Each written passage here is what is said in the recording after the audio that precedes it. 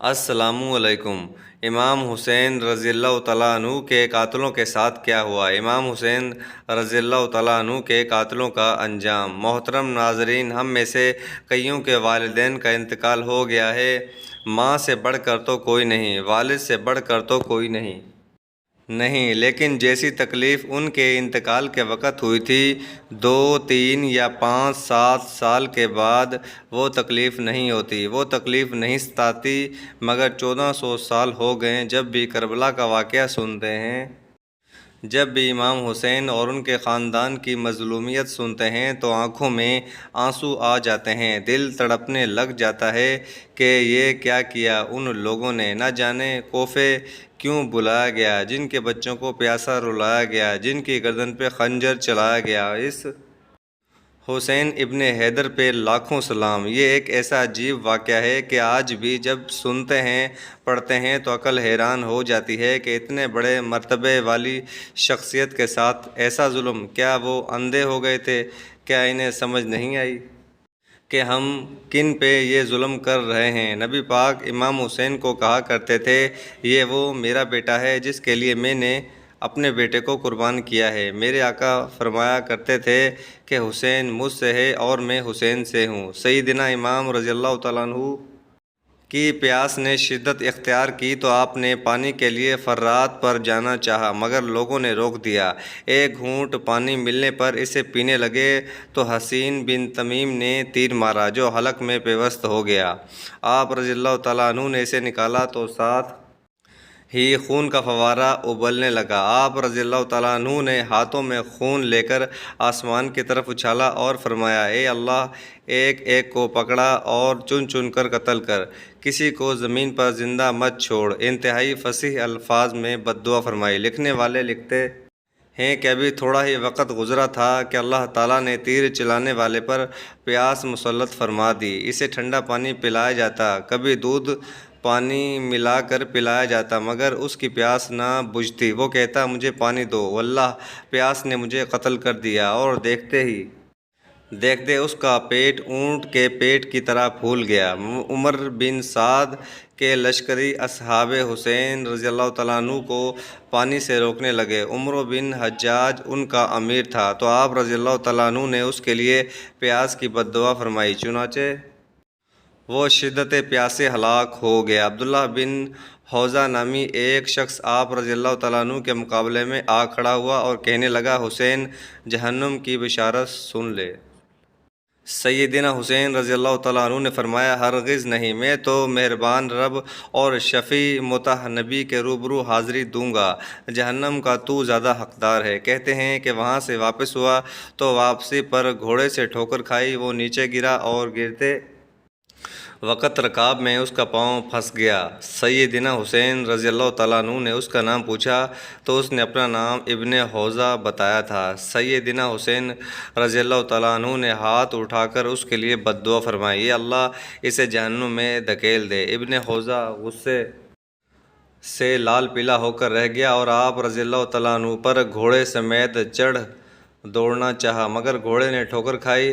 یہ زین اور باغ سے الجھ کر معلق ہو گیا۔ گھوڑا اسی حال میں اس کو لیے پھرتا رہا، حتیٰ کہ اس کا ایک پاؤں پنڈلی اور ران سے کٹ کر گر گیا اور دوسرا حصہ رکاب میں معلق رہا۔ مسلم بن حوشج نے تلوار مار کر اس کا دایاں پاؤں بھی کاٹ ڈالا۔ گھوڑا جس پتھر کے قریب سے گزرتا، وہ پتھر اس کے سر میں زور سے لگتا، اسی حال میں مر گیا۔ محمد بن سعد فرماتے ہیں کہ مجھے عبد المالک بن کردوس نے ابن زیاد کے پہرے دار سے نقل کر کے بتایا، وہ کہتے ہیں کہ جس وقت سیدنا حسین رضی اللہ تعالیٰ عنہ شہید ہوئے، اس وقت میں ابن زیاد کے ساتھ قصر عمارت میں داخل ہوا تو اچانک اس کے چہرے پر آگ کے شعلے بھڑکنے لگے، تو اس نے فوراً آستین سے اپنے چہرے کو چھپانے کی کوشش کی اور مجھے کہا کہ یہ بات کسی سے مت کرنا۔ شریک بن مغیرہ کہتے ہیں کہ ابن زیاد کی والدہ مرجانہ نے اسے کہا، خبیث، تو نے جگر گوشہ بنت رسول صلی اللہ علیہ وسلم کو شہید کیا ہے، تو کبھی جنت نہ دیکھ سکے گا۔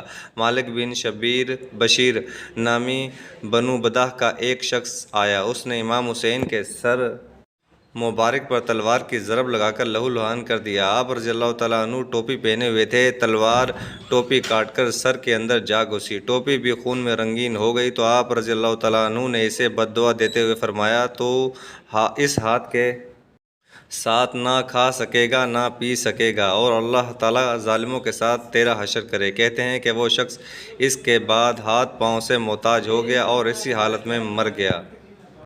ابن اینیہ رحمۃ اللہ علیہ کہتے ہیں کہ مجھے میری دادی نے بتایا کہ جو لوگ قتل حسین رضی اللہ تعالیٰ عنہ میں شریک تھے، میں نے ان میں سے دو کو دیکھا ہے۔ ایک کا تو اعلیٰ تناسل اتنا بڑھ گیا کہ اسے لپیٹ کر باندھنا پڑتا تھا، دوسرا اس قدر پیاسا رہتا کہ مشکیزہ پی جانے کے باوجود اس کی پیاس نہ بجھتی۔ خالد کہتے ہیں کہ میں نے ابو رجا اتاردی سے سنا، وہ کہہ رہے تھے کہ ہمارا ایک پڑوسی تھا جس کا تعلق قبیلہ بلہیجم سے تھا، وہ کوفہ آیا اور کہنے لگا، اس فاسق بن فاسق کے بارے میں تمہارا کیا خیال ہے جسے اللہ نے قتل کر دیا؟ اس کی مراد سیدنا حسین رضی اللہ تعالیٰ عنہ تھے۔ اتنے میں آسمان سے اللہ نے 2 ستارے بھیجے، وہ اسے اندھا کر گئے۔ عطا بن مسلم حلبی کہتے ہیں کہ سعدی نے فرمایا کہ میں تجارت کی غرض سے کربلا آیا، بنو طے کے ایک معزز آدمی نے ہماری ضیافت کی، ہم لوگ رات کے کھانے پر اس کے ہاں گئے، شہادت حسین رضی اللہ تعالیٰ عنہ کی بات چل نکلی۔ میں نے کہا، جو شخص بھی قتل حسین رضی اللہ تعالیٰ عنہ میں شریک تھا اس کا انجام بہت برا ہوا۔ وہ کہنے لگا، بالکل جھوٹ ہے، میں خود ان کے قتل میں شریک تھا۔ اتنے میں وہ چراغ میں تیل ڈالنے لگا اور انگلی سے بتی ٹھیک کرنے لگا، اس کی انگلی نے آگ پکڑ لی، تھوک کے ذریعے اسے بجھانے لگا تو داڑھی نے آگ پکڑ لی، اس نے دوڑ کر پانی میں چھلانگ لگا دی، مگر اتنی دیر میں وہ جل کر کوئلہ بن چکا تھا۔ اللہ تعالیٰ نے سورہ عنکبوت میں سچ فرمایا، تو ہر ایک کو ہم نے اس کے گناہ کی سزا میں پکڑ لیا۔ سو ان میں سے بعضوں پر ہم نے تند ہوا بھیجی اور ان میں بعضوں کو ہولناک آواز نے آ دبوچا، اور ان میں بعض کو ہم نے زمین میں دھنسا دیا۔ اور اللہ ایسا نہ تھا کہ ان پر ظلم کرتا، لیکن یہی لوگ اپنے اوپر ظلم کیا کرتے تھے۔ شمر ایک بستی میں ٹھہرا ہوا تھا، وہاں سے ایک قاصد بھیجا، اس بستی کا نام کلبانیہ تھا، یہ دریا کے کنارے ذرا ٹیلوں کی طرف ہٹ کر تھی۔ یہ قاصد وہاں سے چلا تو اسے راستے میں ایک اور قاصد ملا، اس نے اس سے پوچھا، کہاں کا ارادہ ہے؟ اس نے کہا، مصعب کے پاس جا رہا ہوں۔ اس نے پوچھا، کس نے بھیجا ہے؟ اس نے کہا، شمر نے۔ یہ کہنے لگے، میرے آقا کے پاس چلو۔ اس کا آقا ابو عمرہ تھا۔ مختار نے جس کی سرکردی میں شمر کے تعاقب کے لیے ایک دستہ روانہ کیا تھا، اس قاصد نے جا کر ابو عمرو کو سب کچھ بتا دیا۔ شمر کے ساتھیوں نے اسے جگہ تبدیل کرنے کا بھی مشورہ دیا، مگر وہ کہنے لگا، کوئی ہماری طلب میں نہیں آ سکتا۔ صرف خوفزدہ و مرعوب کرنے کے لیے یہ افواہیں پھیلائی گئی ہیں۔ میں ان بستی والوں کے دلوں میں رعب بٹھا کر 3 روز بعد یہاں سے جاؤں گا۔ ابو عمرو نے اچانک ان پر حملہ کر دیا۔